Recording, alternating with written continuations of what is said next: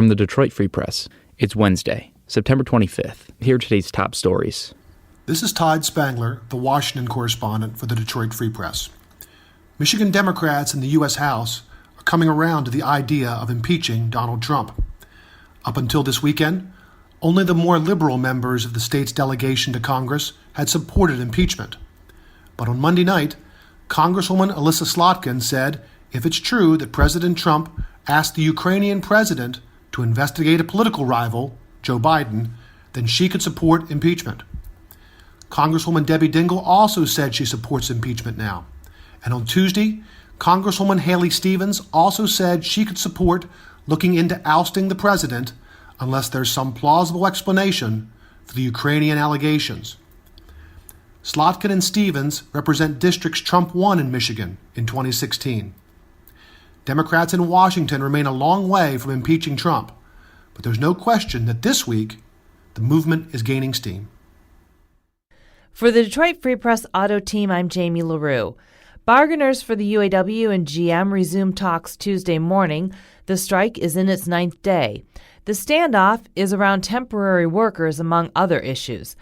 The union wants a pathway to making GM's 4,100 temps permanent, and for the temps to get better pay and other benefits while they wait.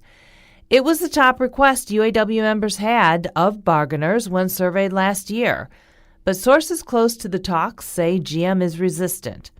GM's belief is maintaining temps under the current conditions gives it flexibility to add and reduce staff, aka costs, in sync with market demands. GM has agreed to keep health care untouched. That's a big union win. These are negotiations, which means GM will want something in return. The question is, will that something be the union backing down from temps? This is Michael Walker reporting for the Detroit Free Press. A white Muskegon area police officer is defending himself after being fired from his job for having a collection of Ku Klux Klan items inside his home.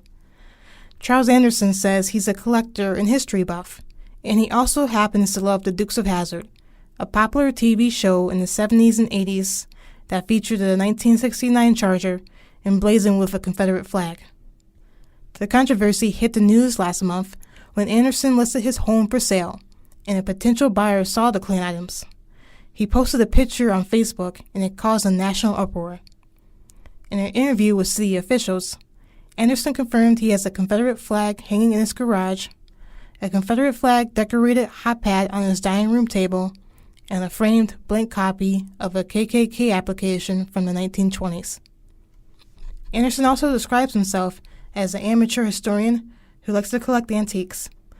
He eventually was fired from the Muskegon Police Department. The investigation by Muskegon officials is outlined in a 400-page report. I'm John Wisely, education reporter at the Detroit Free Press. How many words should you speak each day to toddlers? Researchers say at least 15,000 are needed for proper brain development. Many kids between birth and age 4 don't hear nearly enough words. As a result, they arrive at school less prepared. A new program launching in Detroit next month offers help. 313 Speaks will equip children with electronic monitors to count the words they hear and speak each day. Researchers will analyze that data and offer parents tips on how to up the word count. They'll also offer free books and other resources to families. Organizers hope the bigger vocabulary will make kids more ready to learn. I'm Kirkland Crawford with the Free Press Sports Department. One of the big matchups of the NFL weekend will be at Ford Field on Sunday as the Detroit Lions host the Kansas City Chiefs in a battle of undefeated teams. And the Lions will be wearing their big game throwbacks, the classic, simple blue tops and silver pants with silver helmets and no logos have usually been reserved for Thanksgiving Day, but the team said on Tuesday it'll wear these fan favorites in honor of its Fantennial Day as the league celebrates its 100th season. Maybe the different threads can help the Lions on defense. the Chiefs boast the NFL's second best offense. As for how the Lions need to fix their own offense, specifically their run game, check out Dave Burkett's analysis in the Free Press and on freep.com. For more stories from the Detroit Free Press, be sure to check out freep.com. That's FREEP.com, and sign up for the daily briefing newsletter. See you tomorrow.